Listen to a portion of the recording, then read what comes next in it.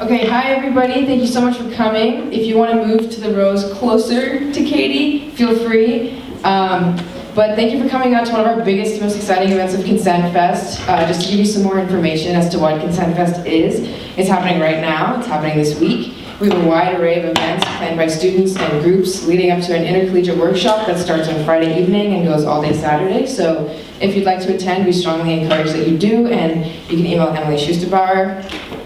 I know pointing doesn't help you identify her email, but join us if you're comfortable, if you have time. And after this talk, there is a consent hour in the Mary Lou Coffee House.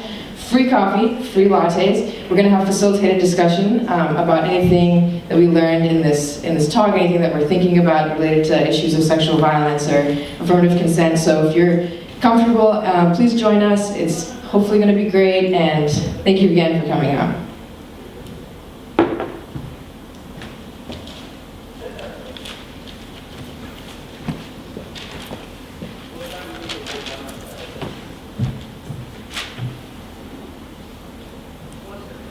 Hi everyone, my name is Tim Wheaton. I'm the Harold Alfont Director of Athletics here at Colby, and I'm honored to be here and for the Colby Department of Athletics to help sponsor Consent Fest.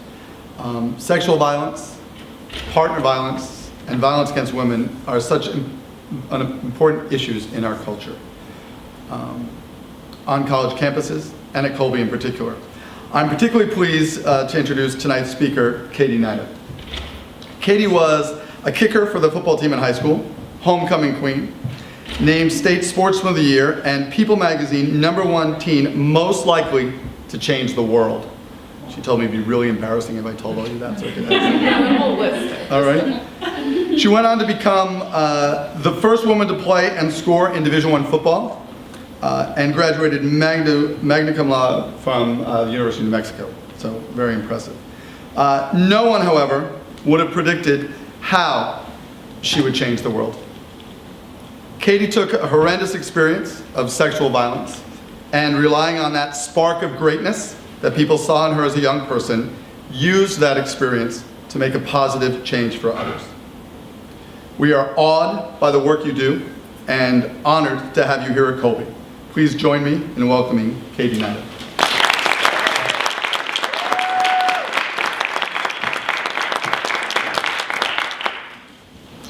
All right, thank you guys. Thank you so much for that warm welcome. That was really wonderful. A little bit embarrassing, but wonderful. Yeah, I never bring up the homecoming thing because I was out there and I was in my pads, you know, and I'm all like sweaty. I also had a really big zit that night. And when they went to go, I didn't know I was going to be homecoming queen. I still don't really know how it happened. I think it was an accident. But they went to go put the sash on me, and it was, you know, supposed to be for, like, you know, women's shoulders. I had my shoulder pads on. So I go pull it, and they ripped the thing like almost right in half. So that's my big homecoming memory. But thank you guys for coming out tonight. I appreciate it, and I've really enjoyed getting to see Colby just for the day. But it's really beautiful campus, and everybody's been so friendly up here. Such nice people. I might just stay for a little while. Go have some coffee with you guys later. So to begin, I want to tell you guys about my story. It begins on a football field. I grew up in Littleton, Colorado, which is southwest of Denver.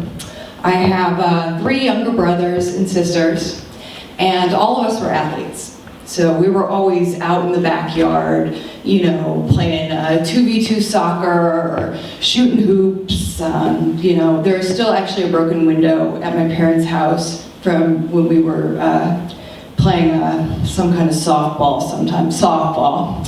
My mom still, she's like, you know, telling my dad he's got to fix it. And my dad's like, oh no, it's great. It's, you know, reminder of kids being athletes, blah, blah, blah. I don't know. One of those parent things. Maybe I'll understand it one day. I was a huge football fan, but I never ever dreamed that I would actually get to play football due to the fact that I was a girl and my size. So one night, I was out though with my dad and my brother, who is 2 years younger than me. He's a football player. We were just out in the backyard. We were tossing the ball around a little bit, running some pass plays, just normal stuff.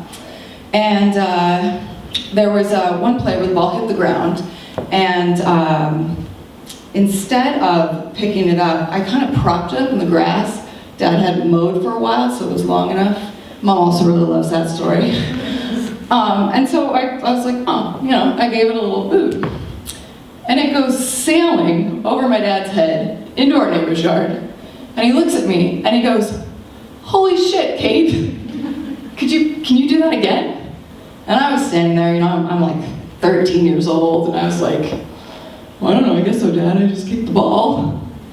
And so sure enough, he brought the ball back to me, and he had my brother hold it, and I started kicking the football. And I couldn't understand what the big deal was, but he was like, "Hey, that's really good." And he cracked a joke. He said, "If your soccer career doesn't work out, maybe you can be a football player." So little did he know that his daughter was going to take that advice straight to heart.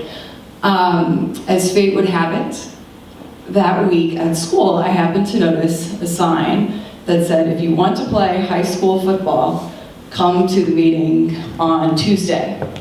And as it would happen, that day was Tuesday. And I thought, oh my God, I think I'm gonna go. And then there was this other part of me that was like, no, you're totally nuts. Like, why would you go to a football meeting? I mean, it's football. There are no girls playing football at this point. This is 1995.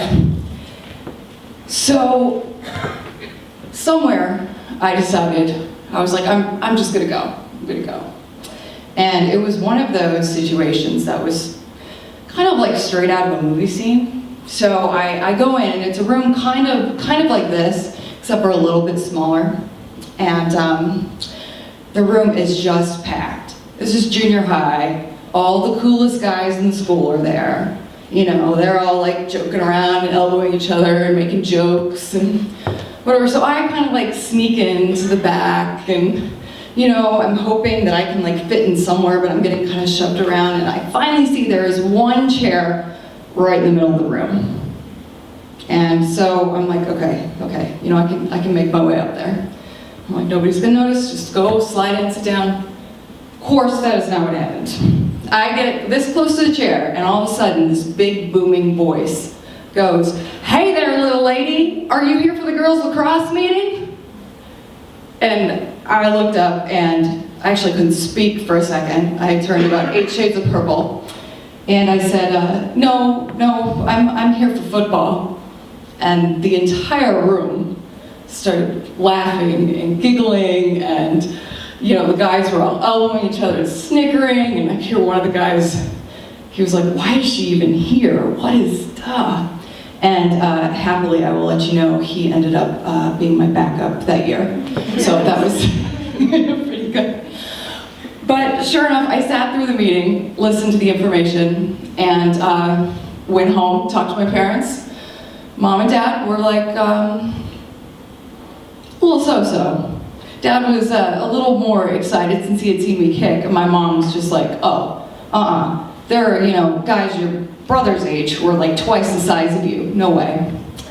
But they made a deal with me that if I could actually kick it through a real set of goalposts, not just out in our backyard, that they would let me try out for the football team. So that night we went out, and it was like, I don't know how to describe it. It sounds so cheesy to say it was like magic, but it was like, man, when you hit that thing that you really love, that you're just out there and you feel like you have found, we lost track of time. I kicked into the night, and I was like, I really love kicking footballs. Who knew? So I practiced all summer and ended up trying out for the team that fall. And not only did I make our freshman squad, but I was the first freshman to make the varsity team as well. So it was quite a year for me.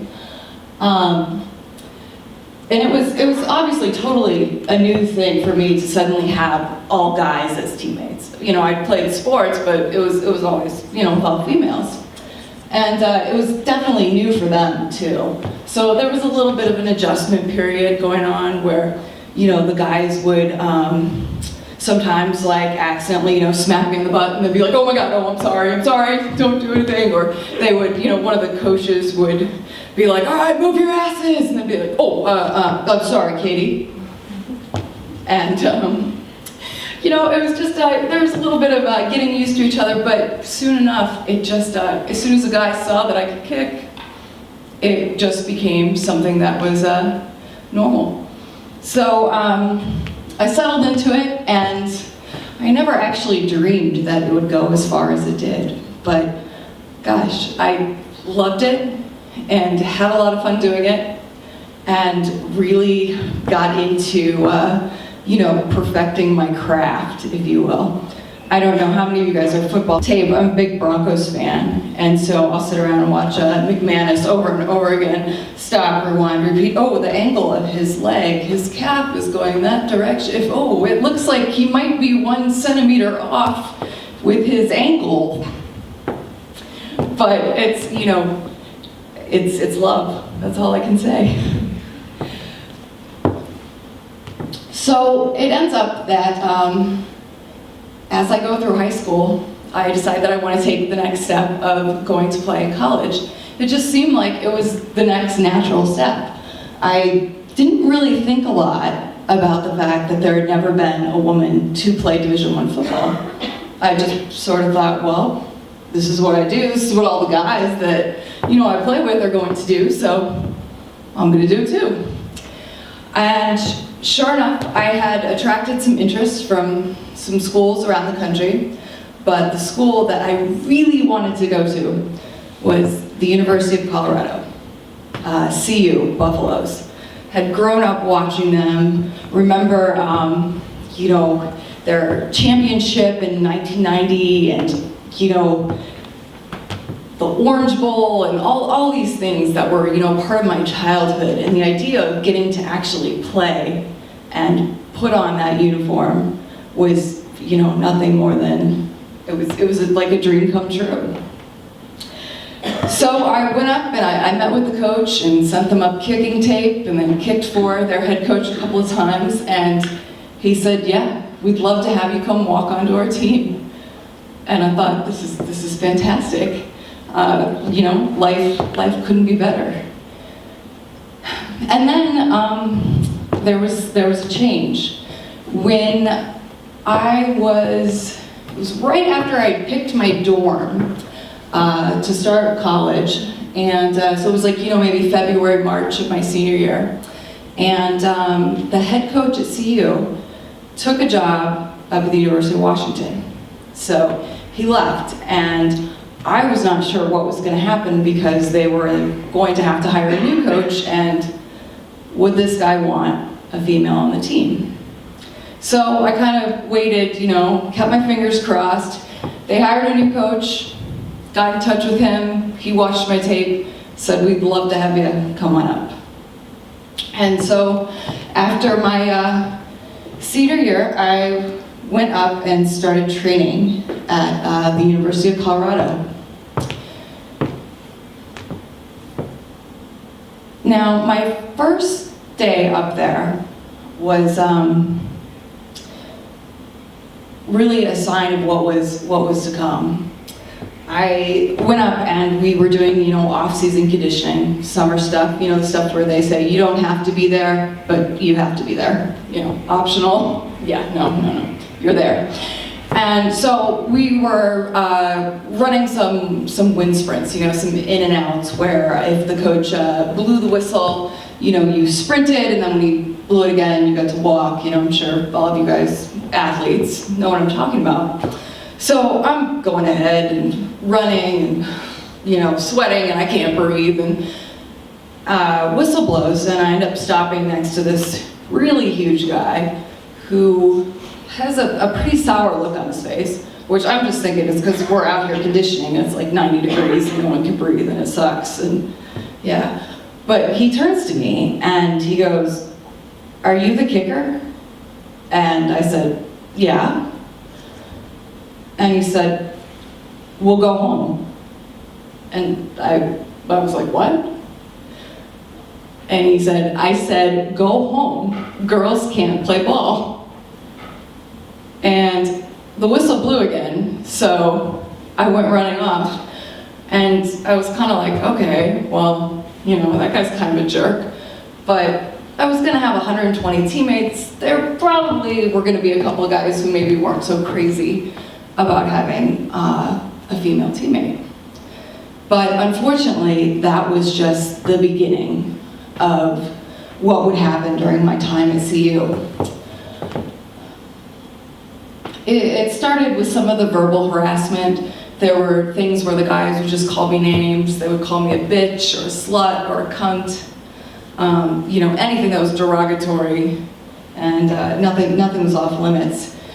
There was one of our backup quarterbacks, and thank God he was a backup, who used to take to throwing footballs at my head when I'd be warming up. So I'd be, you know, going stretching out or, you know, getting ready to go, you know, kick a ball, and suddenly I'd have a football that would go flying by my face. And like I said, luckily he was just a backup. But, and it sort of, you know, things escalated from there. There were times when, once I was caught alone in a hallway and had a player push me against the wall and asked me how my titties felt underneath my shoulder pads and how they fit. And fortunately, another one of our teammates came into the hallway at that time, but he had cornered me up against the wall and I didn't know what to do.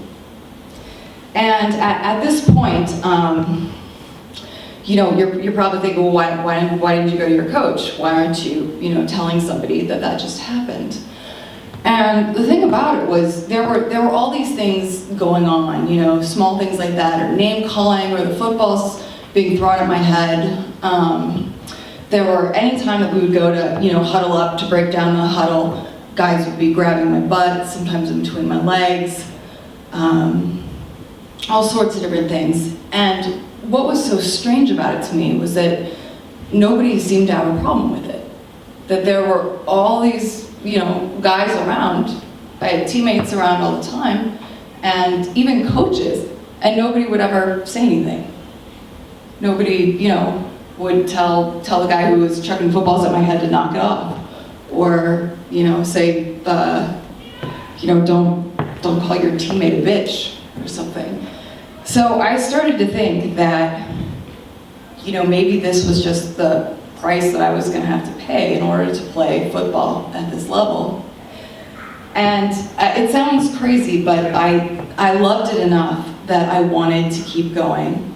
And I felt like I said, I started to think, well, maybe it's me who's got the issue. Nobody else seems to think this is a problem. So, you know, maybe it's me.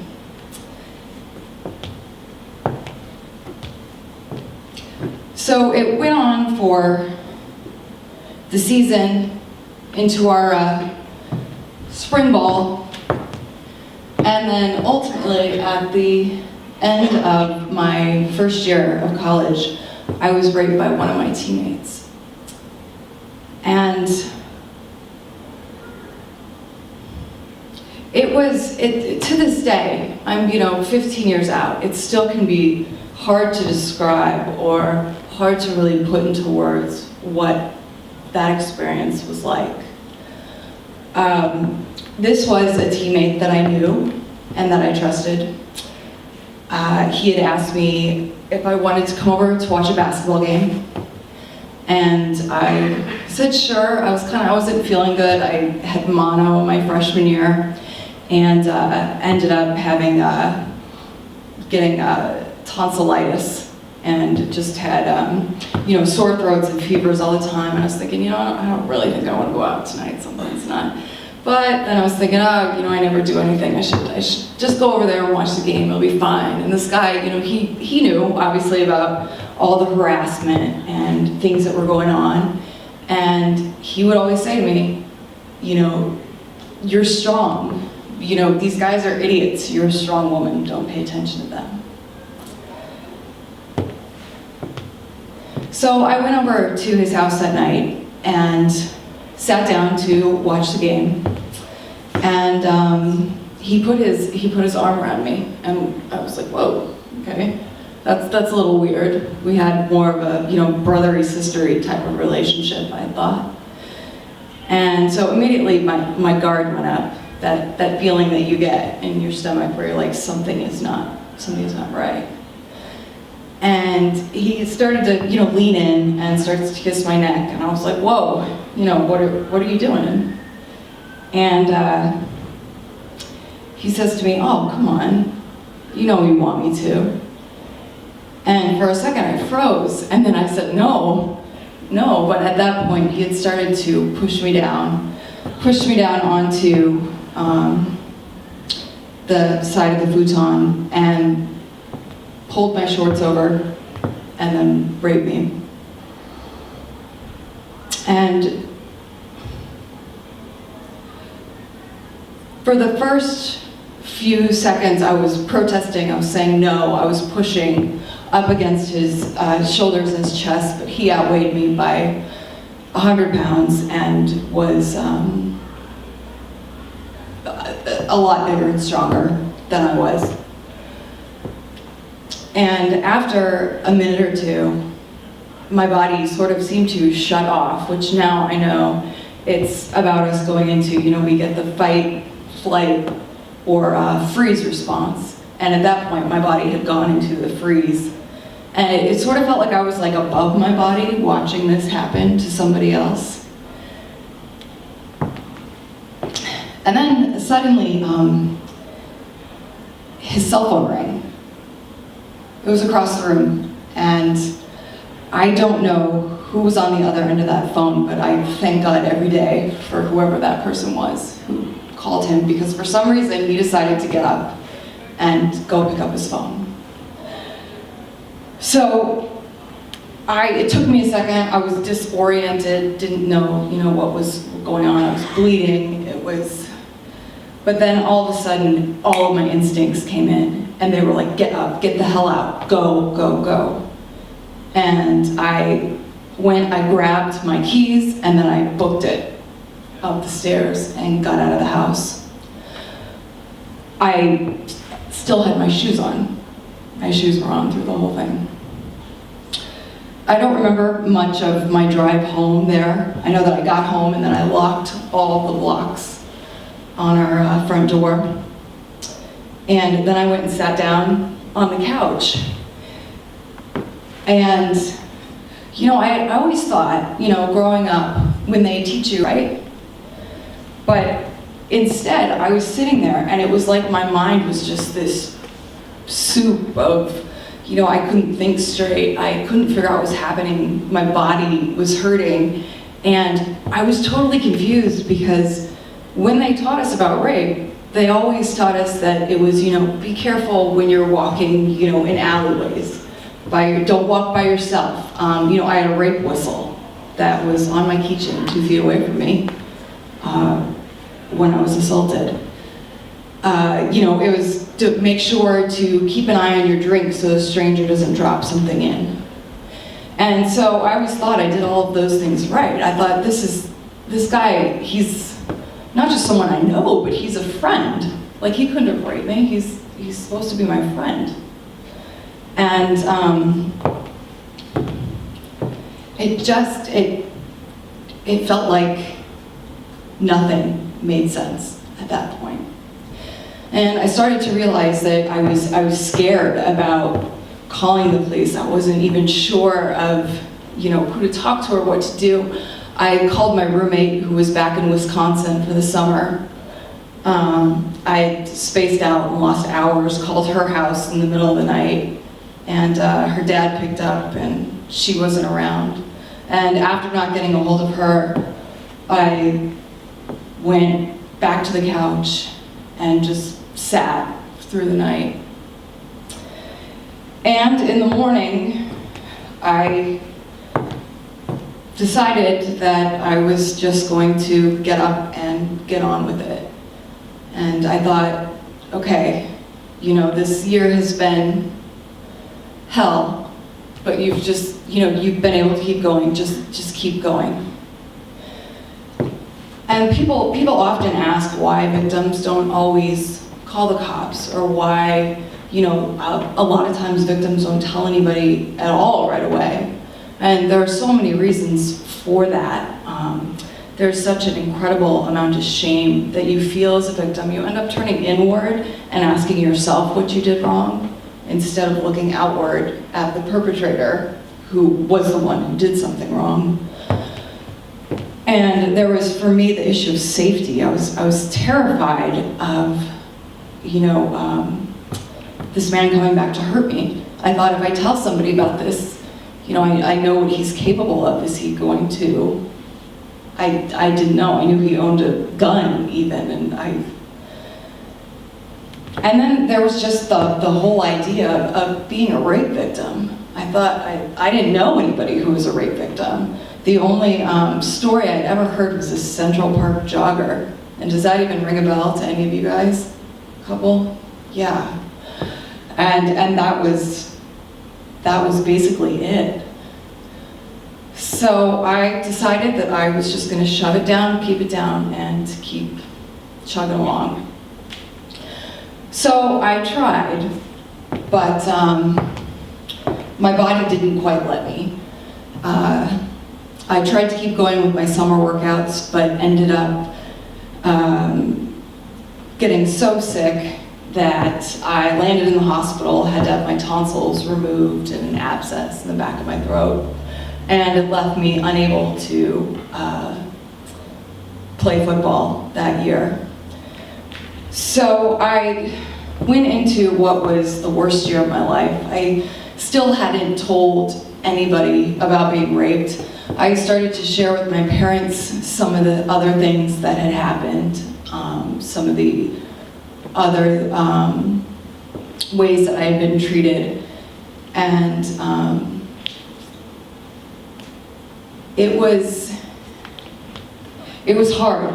It was definitely the worst year of my life. I ended up transferring schools, and I went out to a junior college and spent the year trying to go to class. I initially had planned to play football there so I could transfer from a Division I to a Division I school without losing any time.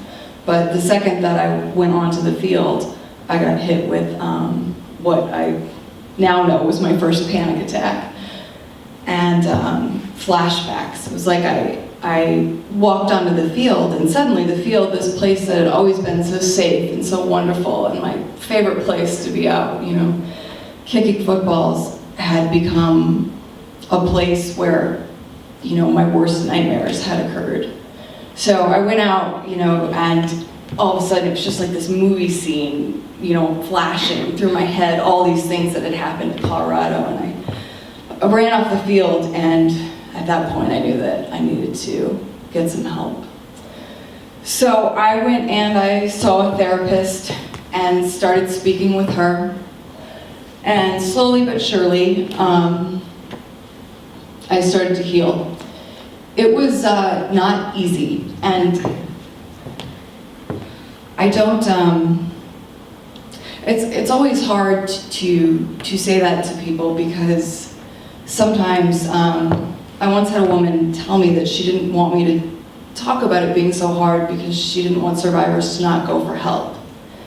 And I thought, well, that's not what this is about. This is about, you know, it's hard as hell. Something awful has happened to you, but you have to go get help so that you can get better. It's kind of like having an injury that you need surgery for, that you have to go, you have to get cut into. It's gonna hurt like hell, it's gonna leave a scar, but you gotta get it out so that you can survive. So I went through what so many victims go through with the PTSD, having anxiety all the time, the panic attacks were, the first time I had one, I felt like I thought I was dying. My chest was collapsing in. I would have nightmares about CU if I could sleep. I would wake up in the morning if I had slept, not want to get out of bed.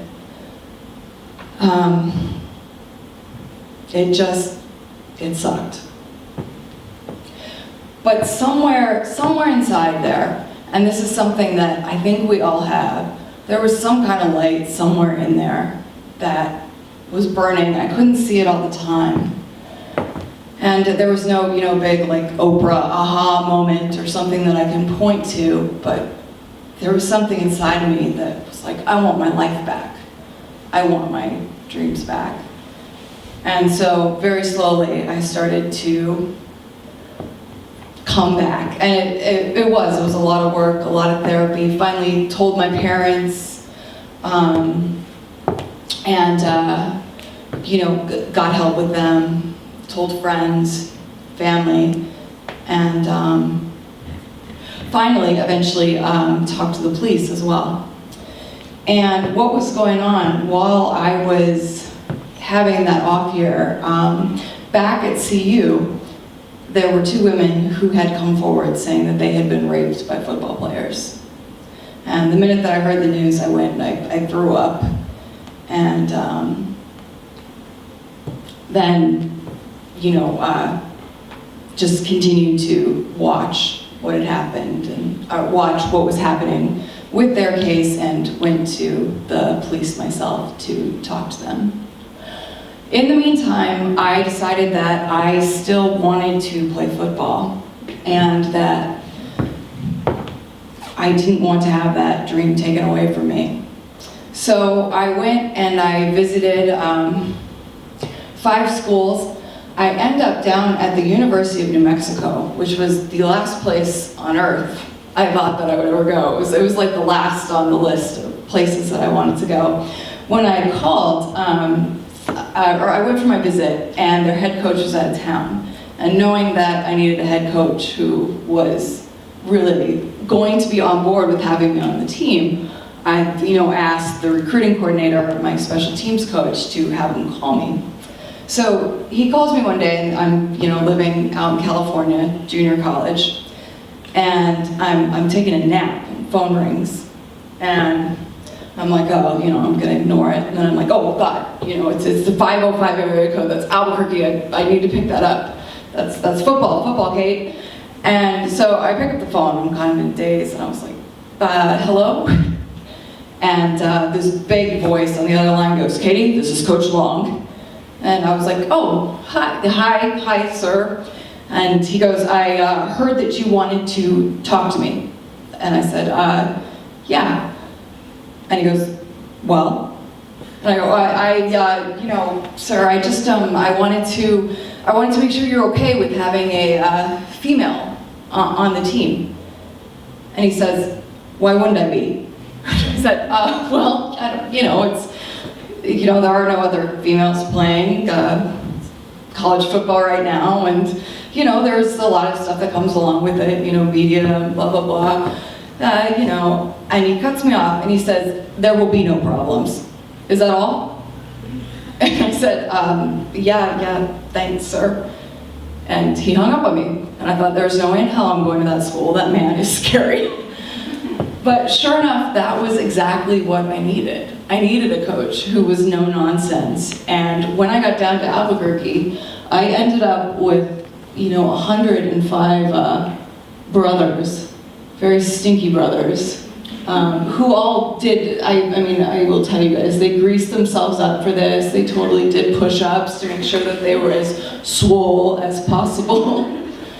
But it was really incredible to get down to Albuquerque and be back on a field, because I was scared. Even though I didn't think it would be the same thing, there was that worry of like, what if this is like CU?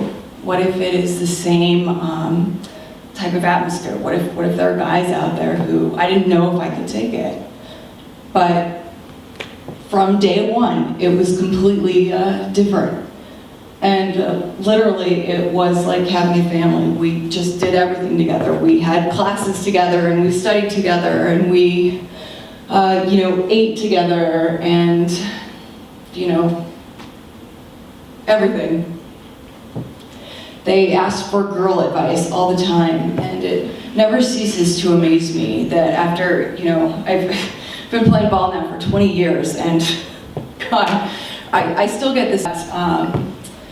When I would get my period, we had heating pads that we could, carry around with us. Not, the guys weren't using them for cramps, but I was. So I would come, and I was comfortable enough to come in and sit in our team meeting, but, when I had cramps, I'd take a heating pad up. And so some of the guys on the team were like, oh my God, like, oh, she's got her period, and would stay away from me for the week. And then there were other guys on the team who'd be like, oh, do you need a hug? Or one of my teammates used to bring me chocolate bars. And so it was good. And then what was even better was getting back onto the field and kicking again. Because that was something that I struggled with while I was at CU. The mental aspect of your game is so important. And for me, not being able to kick as well as I knew I could was so hard. And finally, it must have been, 7 years after I started playing ball and made the goal that I wanted to be the first woman to play Division I football. I ended up kicking 2 extra points in our season opener in 2003. So it was funny because it was, it was supposed to be this great historical moment, and really it was more just about the whole journey that had gotten me there. It was kind of, anticlimactic, that it was, it was great. It was great to get on the field and all that, but, what was so much more important was the experiences that I was having with my teammates and, our community and the fans of Albuquerque. So while this is happening, I talked to my coach about what had happened at CU. He knew about the harassment, and then eventually I told my position coach and then my head coach about being raped by a teammate. And they were incredibly supportive of me. They arranged for me to have a therapist come over to our athletic facility to work with me. And they just let me know that whatever I needed to let them know, and they would make it happen. And it was really incredible because it was a complete polar opposite of what I had experienced. And while I was there were more women who ended up coming forward saying that they also had been raped by football players at the University of Colorado. So there were the 2 women who came and spoke out when I was in junior college, and then the next year when I was at New Mexico, another woman came forward and said that she too had been raped by a football player at CU. And their athletic department just basically shut it all down and said, nope, our players are fine. These are all false accusations. There is, nothing wrong with our program. The first 2 women ended up suing the school and said that, they sued under Title IX, talking about how the football culture was unsafe for women. And of course, the athletic director and head coach and everybody says, oh no, that's not true. This is a great place for women to be, it's fine. And of course, I knew from the inside that that was a very different story. And the denials just kept coming and coming out of CU. And I realized that at some point, I needed to speak up, to share my story.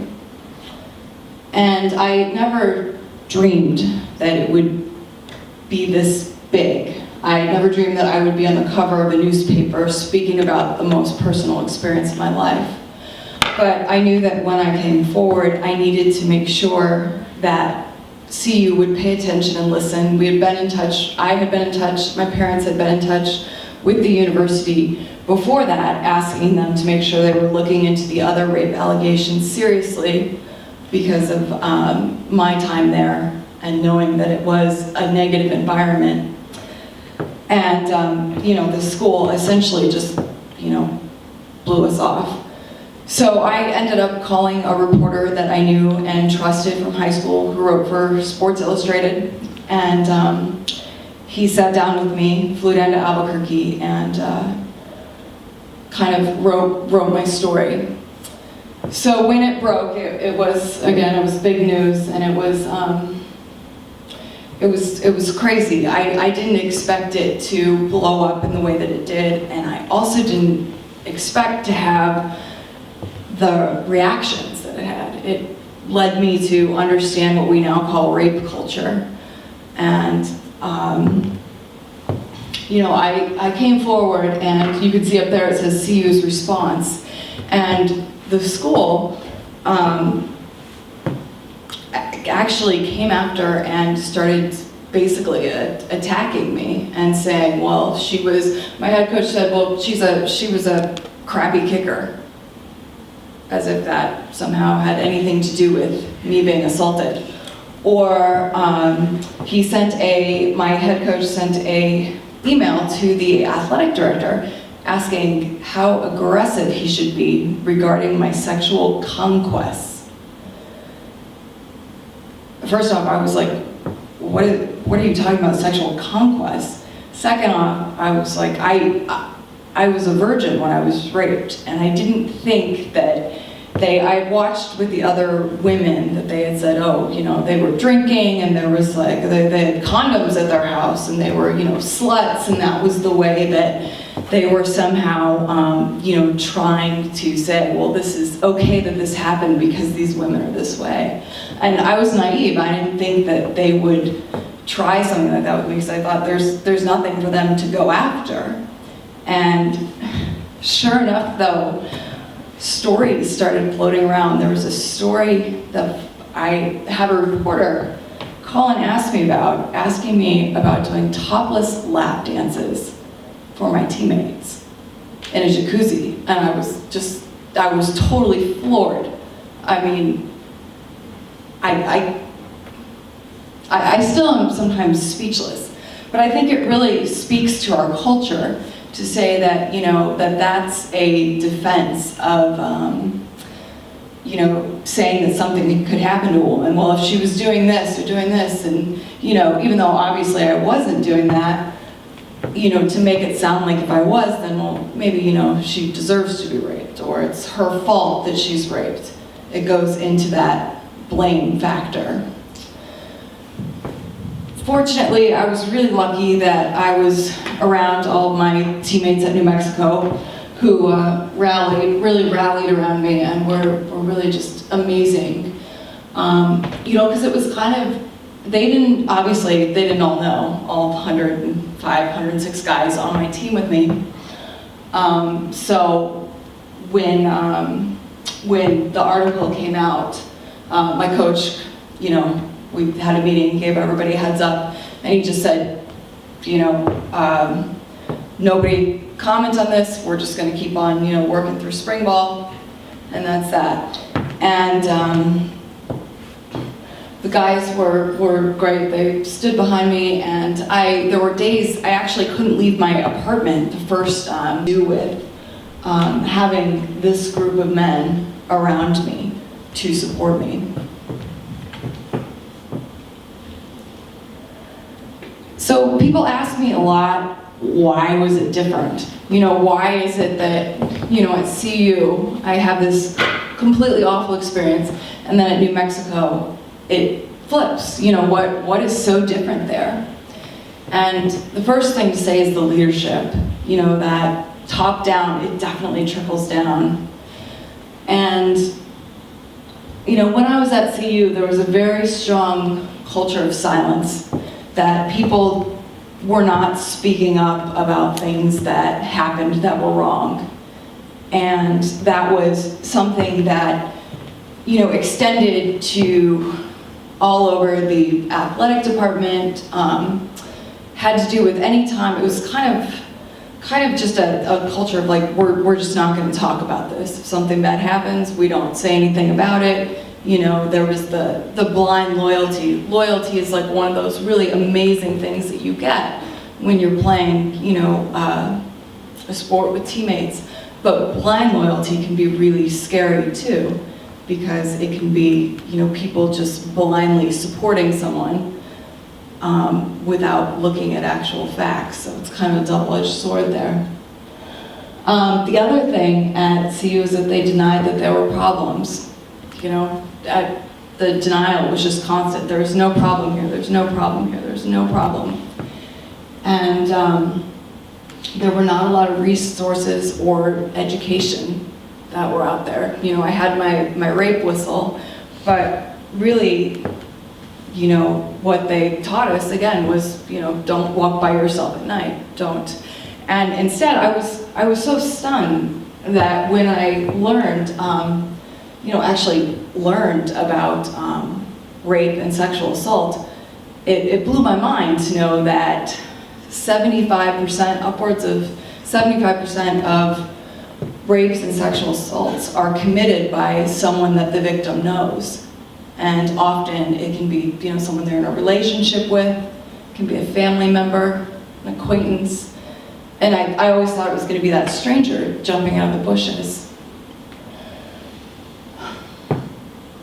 And they also, one of the things that would happen at CU was women being used as recruiting tools.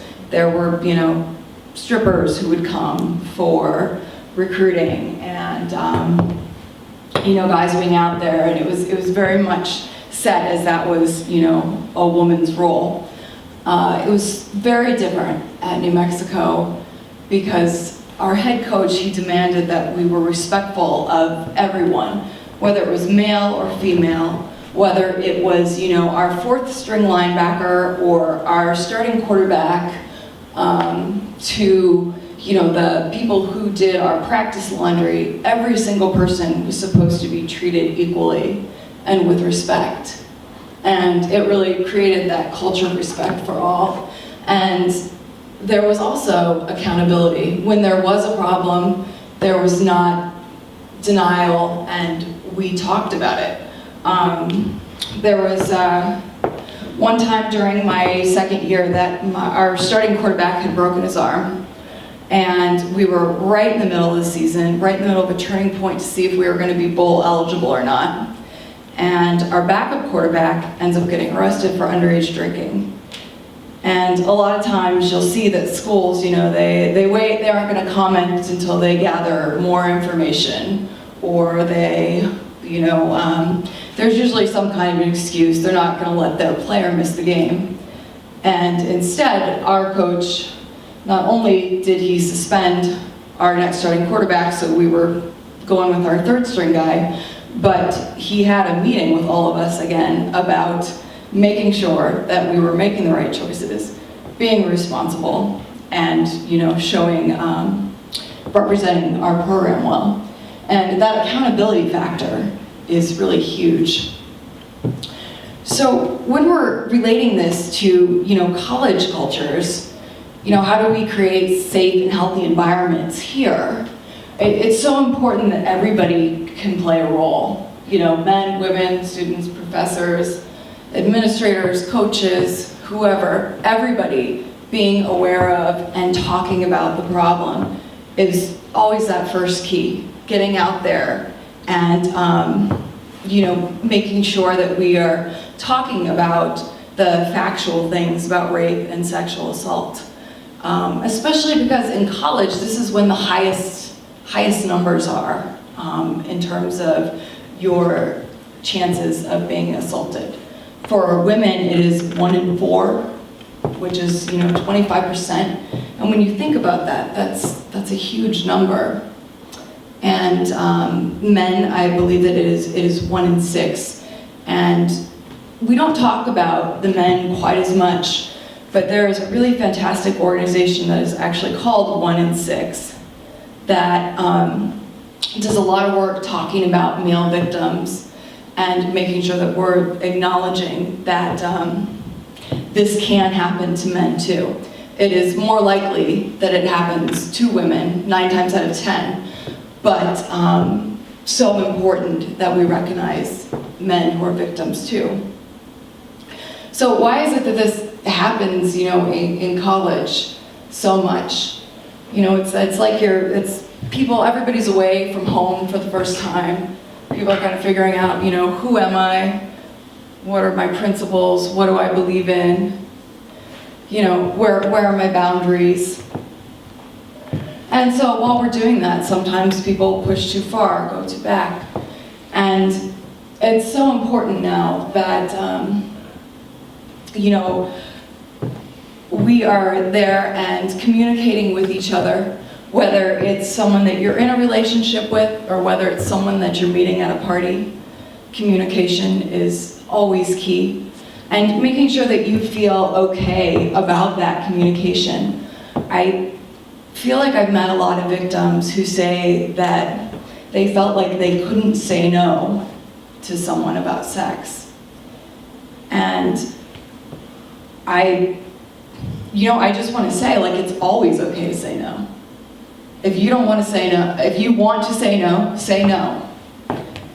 And anytime, if at any point, you hear a no, and you are in a situation, anytime you hear that no, you stop. And making sure that, you're paying attention to each other's, verbal cues and nonverbal cues and stuff like that is incredibly important. Just to have that awareness as you guys are, moving through school and going to parties and, learning about yourself and about what you want. The culture is such an important thing. Again, with the education, awareness, accountability, it's really great that you guys are putting this week on, talking about consent. I never thought that consent would be such a complicated issue, A yes or a no seems like it would be very clear. But we have a lot of different scenarios happen now, and it's why we need to keep on talking and making sure that we are, again, clear about what we want, where our boundaries are, that we feel empowered to have those boundaries and not to feel bad about it at all.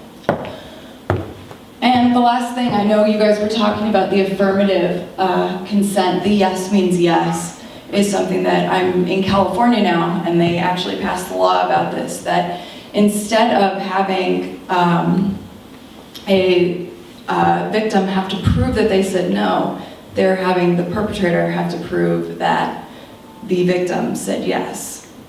So it's a different way to kind of be flipping the tables and making sure that, again, everyone is communicating and going for not just, you're going for that enthusiastic yes, that you want to be, you want someone who's enthusiastic with you, and yeah.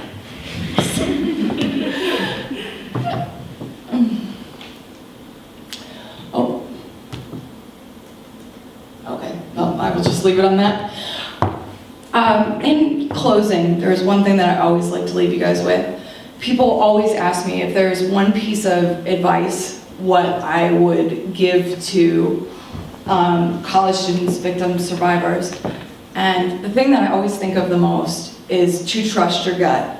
That is the number one thing that I can think of that is a clear-cut thing. The night that I was assaulted, I knew there was something off. I could feel it, and I kept blowing it off, and I was like, I'm being stupid, I'm being silly. And in reality, your body knows what's happening. Pay attention to that stuff. And again, I hope you guys continue this conversation. Later on, maybe I'll come have coffee with you guys. If you guys want to talk a little more, we can do some questions now. And thank you guys for having me. And thank you for doing this week and for being active participants. And, you know, it matters. It really does. So I will end there. Thank you guys so much.